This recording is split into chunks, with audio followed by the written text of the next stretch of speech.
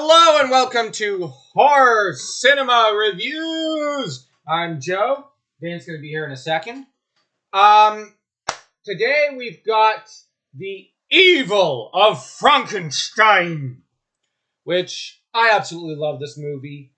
But I noticed a lot of details that have slipped past me on previous viewings. And I've seen this movie probably dozens of times.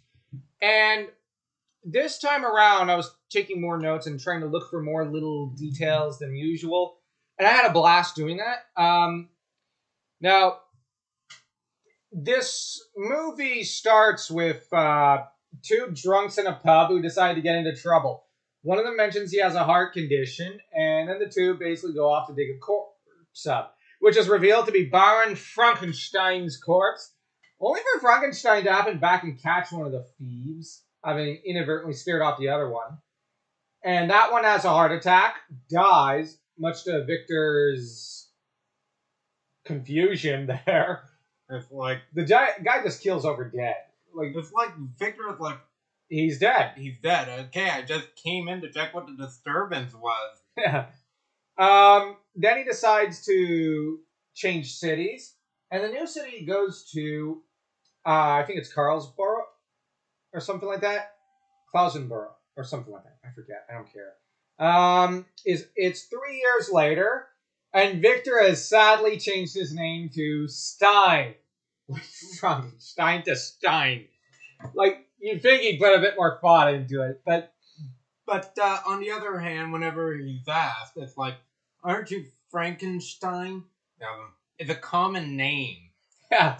But It's a common name, but a lot of Frankensteins, because of what happened, prefer to change our name to the shorter Stein. or something, because, well, they're not exactly popular these days, what with how you have a criminal in the family. But that said, he set himself up as a doctor who charges noblewomen and clergymen and nobles for in order to give them really good medical service.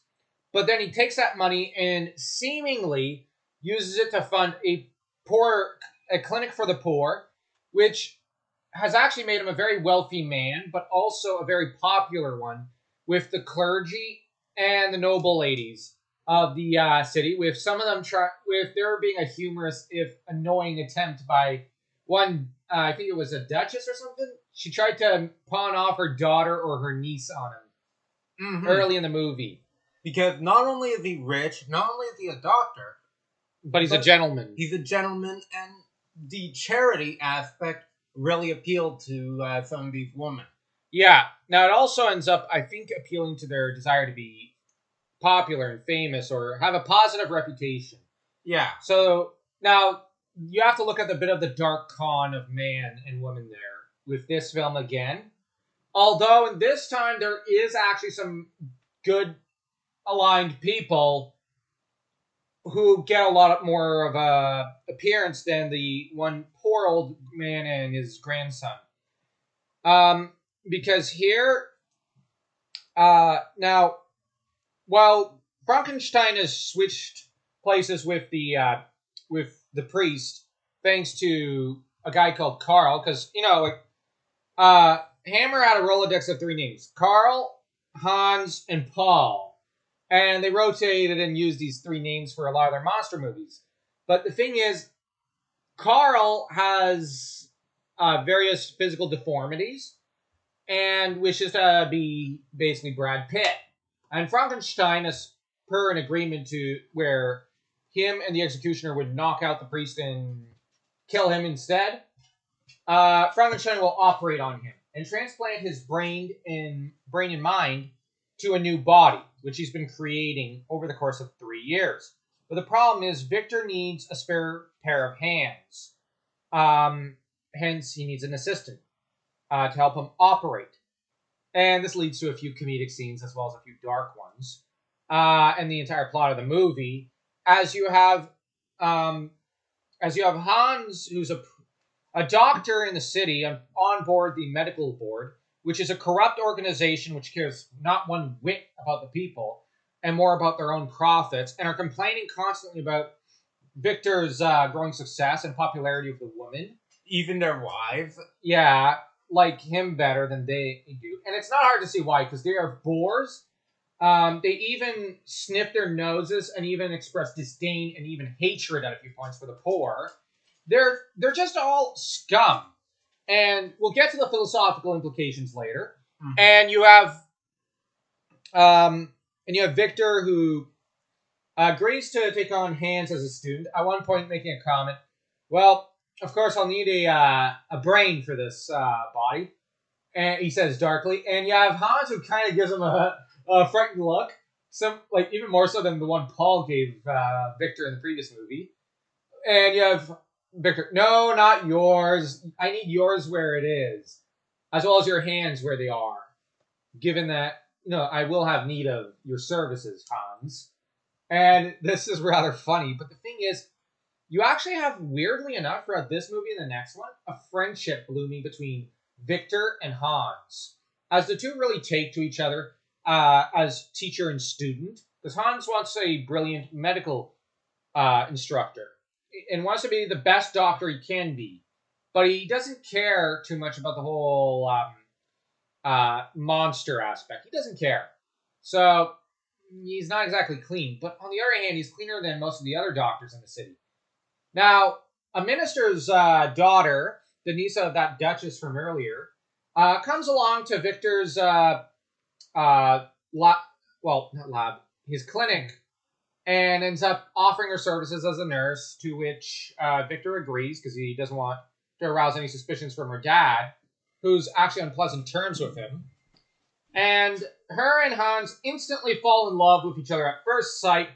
Karl falls in love with her at first sight and decides she will be his. So then he undergoes the operation, and he's warned not to become agitated. Otherwise, well, he's going to become a flesh-eating, cannibalistic monster, and he'll become slowly deformed. He doesn't listen. So he becomes agitated because Hans tells him, "Well, you're going to be very famous, you see. When you get out of here, you'll be working as in classrooms for the professor, for the doctor, and you will, and people will come from all around the world to see your old body and your new body, and you'll be rich and famous, Karl." Okay, so I'm not trying to be short-sighted here or anything, or insensitive, but I'm not seeing a downside here. And it was part of the agreement Karl had. But he, of course, decides no, he doesn't want people staring at him and pointing at him. Even though now he's good looking, so people are staring and pointing at him. And it's like, and in the meantime, he'd have a woman that's like, "Oh, hot, boink." Yeah, bow chicka bow wow. But the thing is, Karl suffers from a bad case of being stupid, and runs off, causes a few crimes, even murders a woman in front of her lover, before he ultimately crashes a party where Victor has come in search of the minister's daughter in order to question her on helping Karl out, and even taking him in when he fled because he's in lust with her. And I made a mistake when I said in love before, because Karl's behavior is not symptomatic of love, but lust. I would argue the gentleness and the reverence with it, and almost a passion that she and Hans seem to have for each other, is more reminiscent of love. She brings out the best in Hans, not an easy thing to do, and she really makes him a gentler man. But he, in turn, draws out the same from her, and she's already a nice person. She was not repulsed at all by Karl's deformities, and he probably had a better shot with her before he changed bodies, which is weird because she's such a nice lady. But the thing is, and she's also hot. But the thing is, Karl then calls out Frankenstein by name. At which point, the medical board decides that they finally have the means by which to murder or get rid of him. They dig up the old priest's corpse, finding out it's a priest in there, which allows them to determine that it is Victor Frankenstein. They confront him in the medical boardroom, where they offer him pretty much the ultimatum: either join us or we'll expose you. And Victor pretty much says, "I really don't care," and walks away. And then they cross-reference Hans. And by this point, the clinic patients turn on Victor and murder him. And Hans then operates on him, saving his life by transplanting his brain to a new body. Oh, and by the way, Karl's dead, of course. And of course, Victor. Well, it skips ahead a few months later to maybe even a year or two later to Victor living in London and having started over with Hans. Those two starting over their practice. Now, he had built himself a spare body using body parts cruelly taken from his patients at the poor clinic, which is shut down as there's no one to run it anymore. And so the poor suffer. Now, here's the thing. The movie, it seems, thematically, is divided into two great evil forces. You have the Janitor, weirdly enough. He seems to be a psycho clown in the mold of Kefka or Heath Ledger's Joker, or even Hexadecimal from Reboot. He seems to derive some sort of sexual pleasure from seeing chaos and destruction prevail. As he for example, convinces the one lady, the minister's daughter, to poke her nose into Karl. Into the hidden patient, having discovered it, as he's been snooping around Frankenstein's business. Now, he manipulates her into looking into it, which gives Karl the motive to want to escape. Now, he manipulates Karl's feelings for her, and her feelings of pity for all the patients, for his own amusement. But then he corners Hans, wherein he hints at knowing a lot more than what he originally let on when he talks about monkeys eating bananas. Then he mentions suddenly, yeah, they don't eat meat, not like us. Now, the monkey Otto has been eating meat. And, well, he mentions specifically chimpanzees, which that's the kind of monkey that Frankenstein has in his lab, which has become a bit of a cannibal. And Hans races off to go meet with Victor. Now, this also keeps Hans from discovering the one lady has met up with Karl. But the way it also allows him to access all the gin for himself, and honestly, he seems to just derive more amusement from just seeing Hans squirm and race around. But then later, he hints that he knows more about who Victor is than what he lets on, and he even seems to. And he's the one who goads all the patients into murdering Victor Frankenstein, looking like he looks like he's taking almost sexual satisfaction from just seeing the man butchered. And then on his way out in the hallway, he mentions, "Oh yes, they're killing him." At which point, Hans runs off and he walks off whistling a tune. Now, Victor and him have only one interaction in this movie, one in which Victor asks him, "Do you have any work you should be doing?" "Well, yes." And the way he says it is, it's a lead up to one of his schemes. But then Victor just says, "Then do it." At which point, the janitor grumbles, glowers at him, and walks off.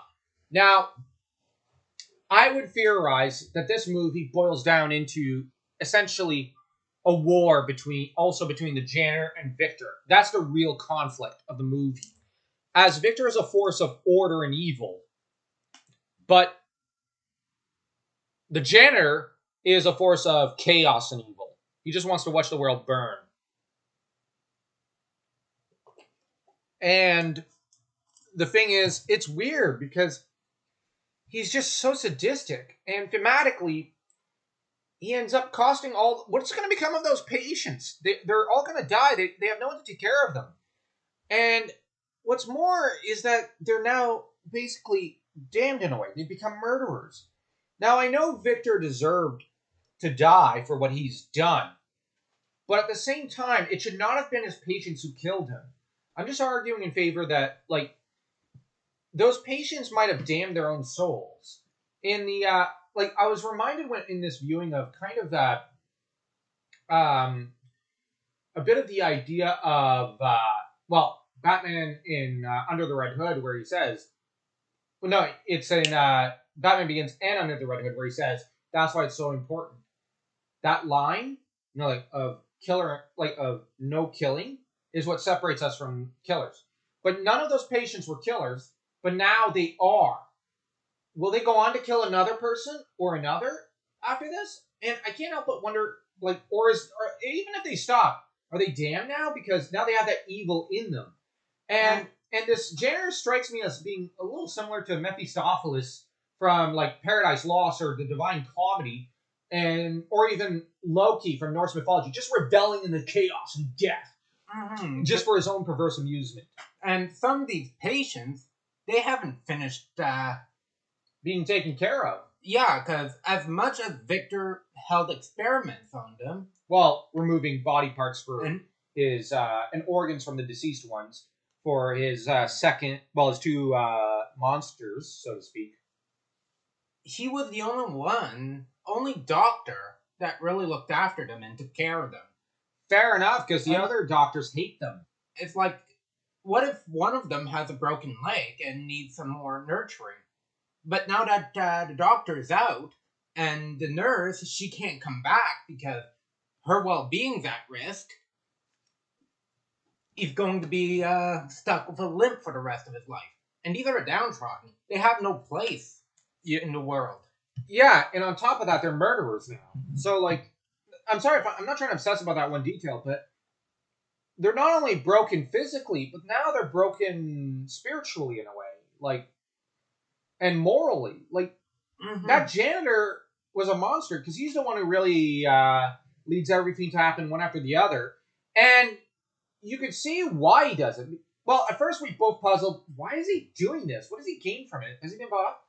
But then as we watched, we saw that, no. And he just does it because he just wants to see the world burn. He couldn't care less if the medical board took down Frankenstein. He's not ill. He's pretending to have a limp, but he doesn't have one. Because in a few scenes, you see him without the crutch. He walks just fine. He plays pretend around the two doctors. But at the same time, it doesn't look like Victor's all that fooled by him in that one scene where it's like, do you have some task you should be doing? Well, yes, but then do it! Now, you can see there's hatred between the two. And I don't think Victor was too naive about him. Now, I theorize in the epilogue, Hans was put to killing that janitor. Oh, yeah. Because you can't let that guy live. And Victor has a long memory. And he would not want such a man to run around. Especially since this janitor is likely to discover he's still alive and want to screw him over again or blackmail him again, just for his own amusement. But I think that janitor probably went down laughing rather than begging. He seems too evil to go down begging or caring for his own life. He just seems to enjoy pain and blood for its own sake. The medical board, as for them, they argue that they have a superior moral cause. But then, their reaction to, he did all those experiments. They're like, yes, there is that. But Frankenstein, you opened up a cheap clinic. No, and even at one point, I think it's, and he let a priest die for him. Yes, there's that. But, now we've got him. They don't even care that he did those monstrous experiments. They honestly don't. They actually dismiss them as being, whatever. It's weird because I think that they would have done it under other circumstances. They would have done the experiments themselves. They just could not care less, one way or the other, about these experiments and care more about their ego, their money, and their women. So here's the thing. They're all narcissists. So is Victor Frankenstein. They're both evil. But, Frankenstein at least upholds the image of caring about people, even though he doesn't. So, here's the question. Who's worst out of these two groups? Victor Frankenstein or the medical board? Now, the biggest evil in this movie seems to be the janitor, which is funny because, if you were to describe it to someone else, they might go, well, how can the janitor be more evil than Victor Frankenstein, who's violating nature? Or the medical board, who actually don't mind if you violate nature, but just care about money, booze, and crushing the downtrodden. And woman. And, well, I already said that. Yeah. But yeah, woman again, a second time. Okay, so it goes money, woman, crushing the downtrodden, woman, crushing rivals, woman. Have I gotten it in order? Yeah, okay. Yeah.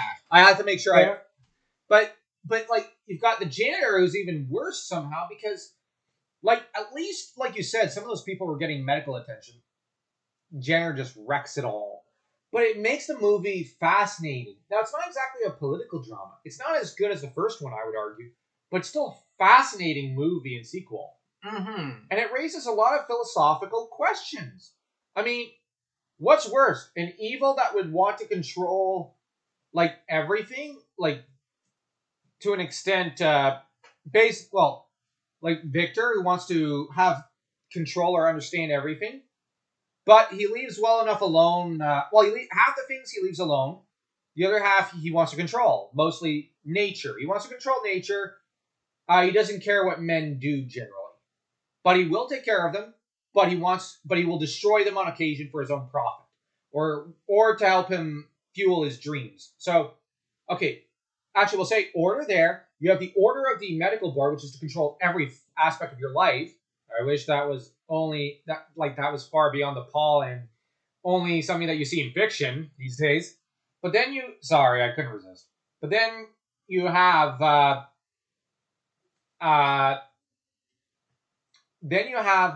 this freaking clown running around who just wants to see the world burn. So you have order, varying order, chaos.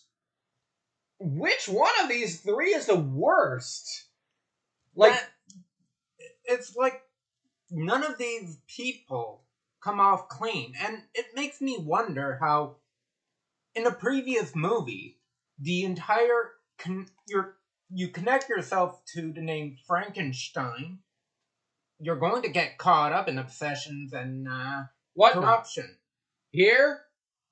Here... Like, the whole city seems to have a corruptive influence. Yes. Of which only the odd lady or man seems to be immune to it. Yeah. But you have the medical board that's obsessing. Oh, this is Frankenstein. And we want to profit from him. Exactly. So they're falling over and, well, they already were obsessed. But it's getting worse. And you have the janitor obsessed with chaos. Mm-hmm. You have Karl and Hans. Yeah. But the only one who doesn't is the one lady. The noble woman. Yeah, but did she ever connect herself to the name Frankenstein? Well, she connected herself to Victor by working for him. She's his employee. I would argue she's working for him in the same capacity as Hans to an extent, except at the clinic. She's obsessed with helping people and doing the right thing. Yeah. So there's not an obsession in her. She's the only one immune. Yes, because... she's the divine feminine of the city. The one force of good. Because I noticed that when the inspector does not seem obsessed.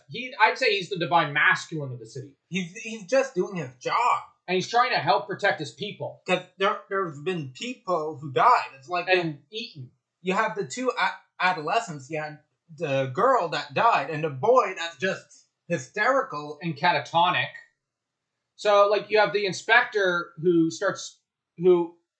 injects himself into the movie partway through and is obsessed with doing the right thing.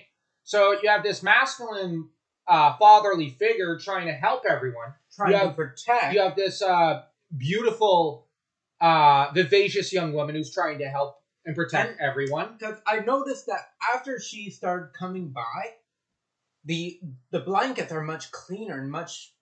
because she's taking care of them. She actually genuinely cares about them, unlike Victor Frankenstein. And it's odd to see, especially in movies nowadays, to see a woman of the upper echelons of society have genuine empathy. Not played up empathy, but genuine.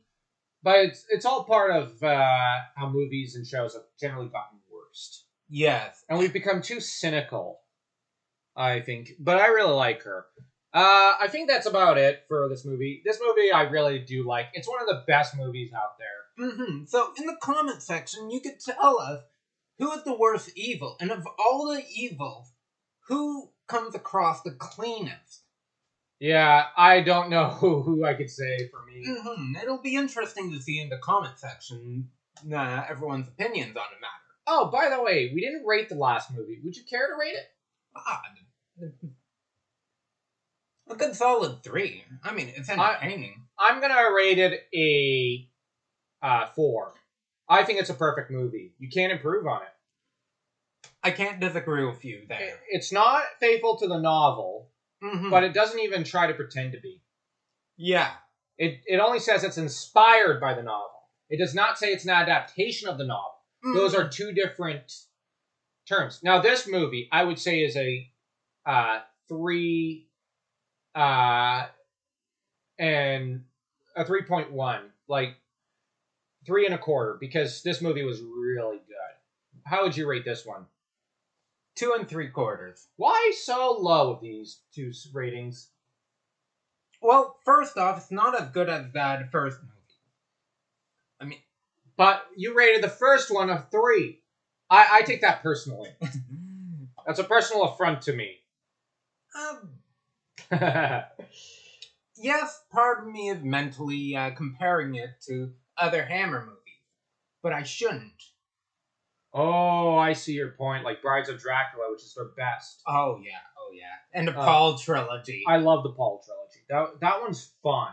Yeah, and these are good movies. But I kind of like... There's nothing to improve on them. But to me, it's like a good, I say, popcorn flick. But it's better than the horror of the 80s or the slashers. Oh, yeah. It's like it's Hammer. It's rock solid. It's rock solid. Yep, it always is. Anyways, like, share, subscribe, and leave a comment. And hit that notification bell to stay tuned.